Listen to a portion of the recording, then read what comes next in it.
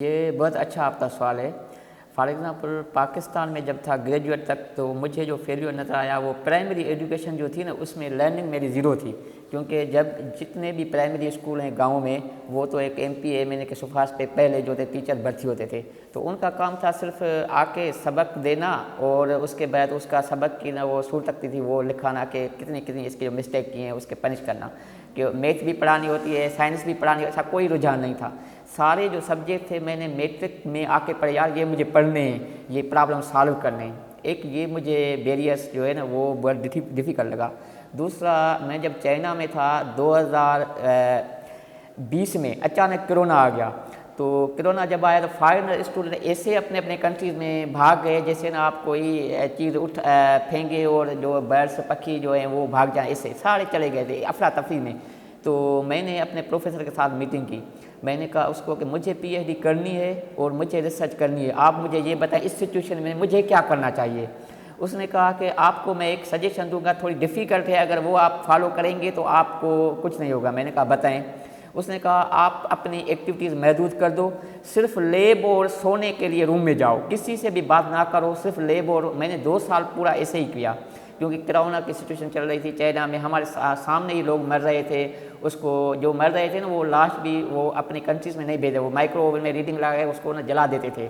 تو ایک یہ ٹینشن تھا، دوسرا ریسرچ کا ٹینشن، تیسرا میڈیا کا ٹینشن کہ اتنے لوگ مر گئے، اب پاکستان میں کرونا ہو گیا، اس کنٹری میں ہو گیا ہے، تو ہم نے سوچا جب اگر ہم کرونا لگ جائے، ہم مر جائے، پھر ہمارا کیا ہوگا، لاش بھی نہیں ملے گی ہمارے فیملی کو۔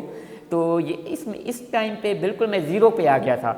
اس کے بعد میں نے صبر کر کے سروائیو کر کے ایسے کر کے پھر میں وہاں ہی ٹکا رہا، صرف لیب اور گھر، کھانا اپنا خود پکاتا تھا، لیب اور گھر۔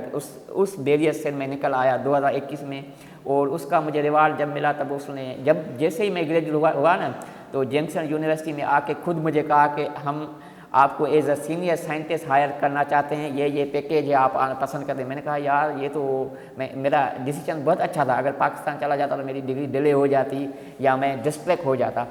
اور دوسرا بیریئر جو میری زندگی میں آیا، جب میں نے کوریا میں یونیورسٹی جوائن کی نا، انہوں نے کہا کہ یار بات سنو، ہم ہر چیز اتھینٹیکل مانگتے ہیں، کیونکہ آپ اگر ایم ایس ورڈ یوز کرتے ہیں نا، اس کا بھی آپ کے پاس لائسنس ہونا چاہیے، ایک لائن لگاتے ہیں اس کا میتھ لیب کا لائسنس پرچیز کرنا پڑے گا۔ اور ان کی جو لیول آف اسٹڈی تھی، اور حالانکہ میں 9 نمبر رینکنگ یونیورسٹی سے پی ایچ ڈی کی تھی، تو بہت فرق تھا تب بھی۔ پھر سروائیو کرنے کے لیے مجھے بکس پڑھنے پڑے، خود محنت کرنی پڑی، پورا سال محنت کر کے پھر میں کورین اور اسرائیلی اسٹوڈنٹ اور پروفیسر کے ایک رو میں جیسے اس کی اسکل میری برابر ہوئی ان کی۔ تو میں یہ سمجھا تھا کہ پی ایچ ڈی کر لی تو میری اسٹڈی یا ریسرچ ختم ہو گئی، یہ غلط تھا۔ کوریا میں گیا تو اس سے ڈبل مجھے محنت کرنی پڑی۔ اس کے بعد جب میں سنگاپور میں گیا تو اس نے کہا کہ تھیوری سیمولیشن تو ہم مانتے ہی نہیں، ہمیں پریکٹیکل چاہیے۔ فار ایگزامپل آپ کو ہم نے ہائر کیا ہے نیان سٹی پہ، گرین انرجی پہ، ونڈ انرجی، ونڈ ٹربائن آپ کو بنا، اس کا جو بیلٹ ہوتا ہے نا جس کو ہم اس کی جو آپ ری ڈیزائن کریں، اس کو آپٹیمائز کریں، اس کا ویٹ کم ہو، یہ آپ کے ہمیں کر کے دکھائیں۔ تو ہم اس پہ دن پوری رات لگے رہتے تھے، وہ ڈیزائن جب کرتے تھے پھر وہ پروجیکٹ ہمیں ملتا تھا یا پریزنٹیشن دے کے وہ پیش کرتے تھے، تو پھر ہمیں اس کی جو فنڈنگ ہوتی تھی، تو وہاں پہ بھی ہم بالکل میں نے زیرو سے اسٹارٹ کیا۔ تو ابھی ہم یہ سوچتے ہیں جب پی ایچ ڈی ہو گئی، پوسٹ ڈاک ہو گئی، سینئر سائنٹسٹ، اب اسٹڈی ختم ہو گئی، یہ ایک رانگ کنسیپٹ ہے۔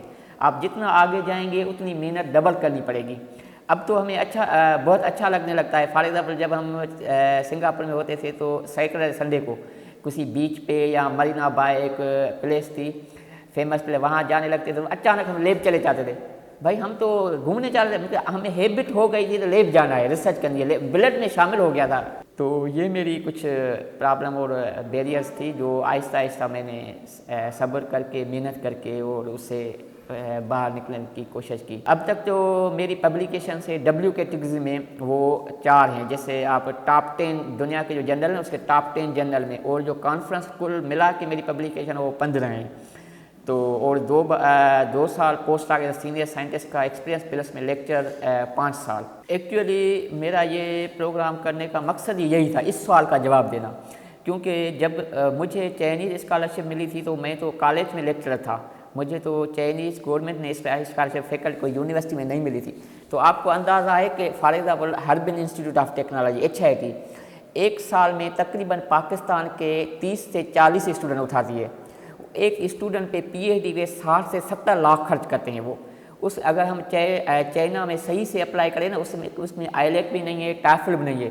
صرف یہ ہے کہ کورنگ لیٹر صحیح بنانا ہے، CV صحیح بنانی ہے، اور صحیح سے نا اپروچ کرنا ہے پروفیسر کو کے ساتھ. اپنی جو ریسرچ انٹرسٹ ہے اس سے جو ملتا ہے پروفیسر، وہ آپ کو رسپانس کرے گا. اگر ہم کورنگ لیٹر صحیح بنائیں، CV صحیح بنائیں صرف. اس کے تقریباً ملا کے چائنا میں صرف 10 لاکھ سے زیادہ لوگ پاکستان کے جاتے ہیں اینیولی. وہ فیکلٹی ممبر نہیں ہوتے ہیں، آن لائن اپلائی کرتے ہیں. Beijing University of Technology, Harbin University of Technology, Nanjing University, بہت ساری یونیورسٹی ہیں. 50 سے زیادہ ایک یونیورسٹی اٹھا رہی ہے اسٹوڈنٹ. چلو اس کو بھی چھوڑیں. اس کے بعد کوریا پہ آ جائیں. کوریا میں بھی تقریباً میری یونیورسٹی میں، میری ڈپارٹمنٹ میں 2022 میں 3 لڑکے آئے تھے لاہور کے. انہوں نے کوئی قائد اعظم اسلام آباد سے MSc کی ہوئی تھی، لاہور یونیورسٹی کی تھی. اس میں صرف یہ ہے کہ IELTS یا TOEFL پازیٹیو پوائنٹ ہیں، اس میں بھی نیسیسری نہیں تھا. کرنا یہ ہے کہ ویب سائٹ پہ جا کے ہمیں ای میل کرنی ہے پروفیسر پہ، اور آن لائن اپلائی کرنا ہے، صحیح سے ہو جاتی ہے. اس کے بعد ٹیوبیٹیک اسکالرشپ ہے ترکی کی. بہت ساری اسکالرشپ ہیں کہ آپ بغیر فیکلٹی ممبر ہو کے بھی آپ اچیو کر سکتے ہیں. اور وہ یونیورسٹی آپ کے ساتھ 1 کروڑ تک انویسٹ کریں گی. آپ کا رہنا فری، کھانا پینا فری، آپ کی ایڈوکیشن فری، اور آپ کو ایک پالش کر کے ڈاکٹر بنا کے نا پھر کہیں گے آپ جو چاہے دنیا میں جا کے کریں. تو یہ سوال میرے خیال میں تو اب کوئی امپارٹنٹ نہیں رکھتا. اگر فیکلٹی ممبر ہو پھر اسکالرشپ ملے. تو میں فیکلٹی ممبر، تو مجھے سندھ یونیورسٹی میران سے اسکالرشپ نہیں ملی تھی. میں نے اپنے بیہاف پہ اپلائی کیا، پھر گیا، پھر اپنے بیہاف پہ ہی کوریا گیا، اپنے بیہاف پہ ہی سنگاپور گیا.